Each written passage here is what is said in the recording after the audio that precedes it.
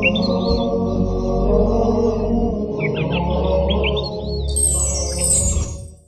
باللہ من الشیطان الرجیم، بسم اللہ الرحمن الرحیم۔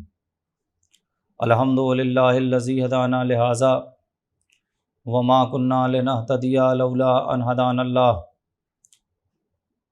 لقد جاءت رسل ربنا بالحق ثم الصلاة والسلام علی سید الانبیاء والمرسلین وخاتم النبیین وآلہ الطیبین الطاہرین، لا سیما علی بقیۃ اللہ الاعظم ارواحنا و ارواح العالمین لک الفدا۔ بسم اللہ الرحمن الرحیم۔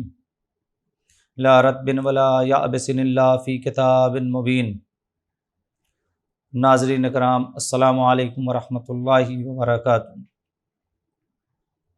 علی ٹی وی کی جانب سے حقوق قرآن کے سلسلے میں گفتگو جاری و ساری ہے، اور آج چھٹی گفتگو ہے، لہٰذا چھٹے پارے کے سلسلے میں آج آپ سے گفتگو ہوگی۔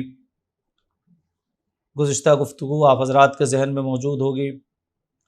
میں پروردگار عالم سے دعا گو ہوں کہ مالک ہم سب کی اس ماہ مبارک رمضان کی عبادتوں کو قبول فرمائیں، اور ان تمام افراد کی کہ جنہوں نے اس پروگرام کے لیے کوشش کی ہے، اور خصوصاً جن کتابوں سے اور مقالے سے مواد لے کر ہم آپ سے گفتگو کر رہے ہیں، پروردگار ان برادران کے بھی توفیقات میں مزید اضافہ فرمائے، اور جو اس دنیا سے جا چکے ہیں پروردگار ان کے درجات بلند فرمائے۔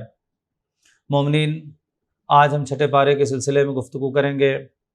چھٹے پارے میں سورہ مبارکہ نساء کی 148 سے لے کر 176، 148 سے لے کر 176 تک آیتیں ہیں، اور اس کے بعد سورہ مبارکہ مائدہ کی 82 یعنی 82 آیتیں اس سورہ کے اندر ہیں۔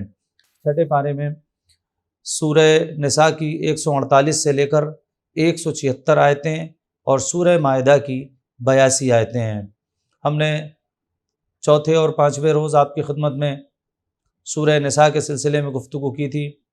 آج سورہ مبارکہ مائدہ کے سلسلے میں گفتگو کریں گے۔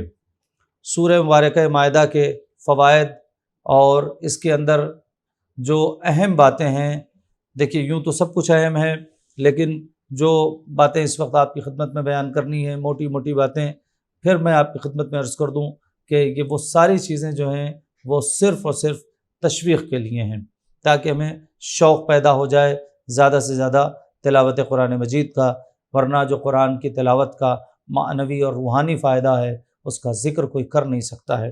آپ خود محسوس کریں، جس وقت پروردگار عالم کی بارگاہ میں آپ بیٹھ کر خدا کی کتاب پڑھ رہے ہوں، خدا کا بھیجا ہوا پیغام پڑھ رہے ہوں، اور سمجھ کے پڑھ رہے ہوں، اس لیے کہ عمل تبھی ہوگا جب ہم سمجھیں گے۔ جب تک ہم سمجھ نہیں پائیں گے، قرآن کے ساتھ ایک یہ مسئلہ بہت زیادہ ہوا ہے کہ ہم اسے سمجھ نہیں پائیں، ہم اسے سمجھ نہیں سکے ہیں، لہٰذا اس پہ عمل بھی نہیں کر پا رہے ہیں۔ جس وقت ہم سمجھنا شروع کر دیں گے تو عمل کرنا بھی شروع کریں گے کہ خدا چاہتا کیا ہے۔ آئیے سورہ مبارکہ مائدہ میں، سورہ مدنی ہے، اس سورہ کے اندر باتیں ہیں وہ آپ کی خدمت میں عرض کرنا ہے۔ اس سے پہلے اس سورہ کے پڑھنے کا فائدہ آپ کی خدمت میں بیان کریں۔ پیغمبر فرماتے ہیں کہ قرآن میں بعض آیتیں ناسخ اور بعض منسوخ ہیں، لیکن اس سورہ کا کوئی ناسخ نہیں ہے۔ یہ پیغمبر فرماتے ہیں، بالکل یہ سب سورہ مائدہ اس کا کوئی ناسخ نہیں ہے۔ پیغمبر فرماتے ہیں جو شخص اس سورہ کی تلاوت کرے گا، اس کے نامہ اعمال میں تمام یہود و نصارہ کے عدد سے 10 گنا نیکیاں درج کی جائیں گی، اور اتنی ہی برائیاں مٹا دی جائیں گی۔ آپ اس چیز کو سمجھیں کہ یعنی جتنے دنیا میں یہود و نصارہ ہیں اور گزر چکے ہیں اور آئیں گے، ان کی جو عدد ہوگی، ان کی جو کوانٹٹی ہوگی، جتنے بھی شمارے ہوں گے، ان کے جتنے افراد ہوں گے، ان کی جو بھی تعداد ہو، 1 لاکھ 2 لاکھ 5 لاکھ 50 لاکھ 1 کروڑ 2 کروڑ 5 کروڑ، جو بھی آپ عدد جتنے بھی پروردگار کہہ رہا، ان کے عدد کے 10 گنا زیادہ نیکیاں لکھی جائیں گی ایک بار اس سورے کو پڑھنے میں، اور 10 گنا زیادہ، یعنی اتنی ہی جتنی نیکیاں لکھی جائیں گی اتنی برائیاں ہمارے نامہ اعمال سے ہٹا دی جائیں گی، مٹا دی جائیں گی۔ کسی بھی حاجت کے لیے پیغمبر فرماتے کسی بھی حاجت کے لیے، آپ کو حاجتیں بہت ہوتی ہیں، ایک طویل فہرست حاجت ہوگی، کسی بھی حاجت کے لیے سورہ مبارکہ نساء کی تلاوت کریں، انشاءاللہ جو بھی آپ نے سوچا ہوگا مگر دین اور شریعت کے دائرے میں ہو، جائز ہو، پروردگار عالم اسے ضرور پورا کرے گا۔ آپ کی سوچی ہوئی بات، عام طور سے سوچی ہوئی باتیں ہم سوچنے کو پتہ نہیں کیا کیا سوچ لیتے ہیں، لیکن ضروری تھوڑی کہ سوچی ہوئی بات، لیکن اگر سورہ مبارکہ مائدہ پڑھ کر سوچیں گے تو انشاءاللہ خدا اس سوچی ہوئی بات کو پوری کر دے گا۔ اس کے اندر جو اہم پوائنٹ ہیں، اہم باتیں ہیں، وہ آپ کی خدمت میں عرض کر دیں، بقیہ گفتگو انشاءاللہ پھر کل۔ شروع ہی یہ سورہ ہوتا ہے اوفوا بالعقود، تم نے جو کسی سے وعدہ کیا ہے، تم نے جو کسی سے عہد و پیمان کیا ہے، اس وعدے کو پورا کرنا، اس عہد کو پورا کرنا، چاہے وہ وعدہ آپ کا آپ کے خدا سے ہو، چاہے وہ وعدہ ہمارا ہمارے نبی سے ہو، چاہے وہ وعدہ ہمارا ائمہ سے ہو، چاہے وہ وعدہ ہمارا اپنے گھر میں بیوی بچوں سے ہو، چاہے وہ وعدہ کسی اور سے ہو۔ قرآن صاف کہہ رہا ہے اگر تم نے وعدہ کیا ہے اس وعدے کو پورا کرو۔ ہمارے یہ مسئلہ ہے وعدے کی وفائی کا، خصوصاً گھروں کے اندر۔ میں آپ کی خدمت میں ایک بات عرض کر دوں، سب کے یہاں ہوتا ہے، کوشش کرنا چاہیے کہ اس سے بچیں۔ مثلا ہم اپنے بچوں سے وعدہ کر کے نکلتے ہیں، نکلتے وقت بچے کہتے ہیں یہ لے آئیے گا، یہ لے آئیے گا، یہ لے آئیے گا، نہیں لانا ہے آپ صاف کہہ دیجئے، تھوڑی دیر کے لیے شاید انہیں برا لگ جائے، یا پھر کچھ ایسی الفاظ استعمال کیجئے کہ بچے آپ کے اوپر بھروسہ کر کے بیٹھے نہیں، وہ تو لے کے ہی آئیں گے، وعدہ کر کے ہاں ہاں بیٹا لے آؤں گا، اور آنے کے بعد بھول گئے، یار چھوڑو والی بات ہے نا۔ اگر ہم نے یہ سوچنا شروع کیا تو قرآن کی اس آیت کے خلاف جا رہے ہیں۔ یا تو وعدہ مت کیجئے، لفظوں کو اس طریقے سے استعمال کیجئے کہ اسے وعدہ نہ سمجھے بچے، اور یہ کسی سے بھی ہو، خدا سے کیا ہوا وعدہ ہو، اہل بیت سے کیا ہوا وعدہ ہو، پیغمبر سے کیا ہوا وعدہ ہو، یا ہمارا اپنا ماں باپ سے، بیوی بچوں سے، خاندان، معاشرے، سوسائٹی، یا ہمارے کاروبار میں کسی سے کیا ہوا وعدہ ہے، ہمیں اس کو پورا کرنا ہے صاف طور سے۔ قرآن آپ دیکھیں یہ یونیورسل میسج ہے، عالمی پیغام ہے خدا کا، اس پیغام کو دنیا تک کب ہم پہنچائیں گے؟ ایک مسلمان ہونے کی وجہ سے کیا ہمارا شرعی فریضہ نہیں ہے کہ اس پیغام کو ہم دنیا تک پہنچائیں کہ ہمارا خدا کیا چاہتا ہے؟ لوگوں تک پیغام قرآن پہنچائیں، اس لیے کہ قرآن کسی ایک زمانے کے لیے نہیں ہے، یا قرآن صرف ہمارے لیے نہیں ہے، یہ خدا کا کلام اس کے سارے بندوں کے لیے ہے، اور سارے بندے اس سے ہدایت لے سکتے ہیں۔ لہذا اوفوا بالعقود، اگر ہم نے وعدہ کیا ہے کسی سے تو اس وعدے کو کسی بھی صورت میں ہم کو پورا کرنا ہی ہے، آپ اسے چھوڑ نہیں سکتے۔ دوسری بہت اہم گفتگو اس سورہ مائدہ میں ہے، اور وہ ہے دین کے کامل ہونے کا بیان۔ آیہ کریمہ بسم اللہ الرحمن الرحیم، الیوم اکملت لکم دینکم واتممت علیکم نعمتی، اسی سورہ مبارکہ مائدہ پروردگار عالم نے دین کو حضرت علی ابن ابی طالب علیہ السلام کی ولایت کے ذریعے سے مکمل کیا ہے۔ سورہ مائدہ میں کہ ولایت مولا کائنات کے ذریعے سے دین پروردگار کی تکمیل ہوئی ہے اور دین پروردگار عالم مکمل ہوا ہے۔ اسی سورہ مبارکہ مائدہ میں طہارت کے مسائل تفصیل سے بیان کیے گئے ہیں، چاہے اس میں وضو کا مسئلہ ہو، چاہے تیمم کا مسئلہ ہو، چاہے غسل کے مسائل ہوں، اسی سورے کے اندر ہیں۔ تیمم کے مسائل تفصیل سے، وضو کے مسائل تفصیل سے، غسل کے مسائل تفصیل سے۔ اب آج جب آپ اس سورے کو پڑھیں گے اور یقیناً ترجمے کے ساتھ پڑھیں گے، سمجھ کے پڑھیں گے، تو آپ کو محسوس ہوگا کہ وضو کیسے کرنا ہے، تیمم کیسے کرنا ہے، غسل کیسے کرنا ہے، وہ اسی سورے کے اندر آپ کو سورہ مبارکہ مائدہ میں مل جائے گا۔ اسی کے ساتھ سورہ مبارکہ مائدہ میں حابیل اور قابیل کا قصہ بیان کیا گیا ہے جو جناب آدم کے دو بیٹے تھے. خدا نے ایک کی قربانی کو قبول کیا اور ایک کی قربانی کو رد کیا. کیوں؟ دونوں نبی کے بیٹے تھے، اول مخلوق میں سے ہیں، خدا کے دونوں بندے ہیں، جناب آدم اور جناب حوا کے بیٹے ہی تو تھے. لیکن ایک بھائی کی قربانی قبول ہوتی ہے اور ایک بھائی کی قربانی قبول نہیں ہوتی ہے. وجہ کیا ہوتی ہے؟ وجہ صرف اور صرف اخلاص، وجہ صرف اور صرف خلوص، کہ ایک کے اندر خلوص تھا اور دوسرے کے اندر خلوص نہیں تھا. کم سے کم اگر آج آپ جب اس سورے کو ترجمے کے ساتھ پڑھیں گے تو اس بات کا خیال رکھیے گا کہ اگر ہم خدا کی راہ میں کچھ دے رہے ہیں تو اس کے ساتھ خلوص ہونا چاہیے تاکہ قبول ہو جائے، اور اگر خلوص نہیں ہے تو نبی کا بیٹا ہوگا تو بھی رد کر دیا جائے گا. جب نبی کی بیٹے کی قربانی بغیر خلوص کے رد کر دی جا رہی ہے تو ہماری قربانی بغیر خلوص کے.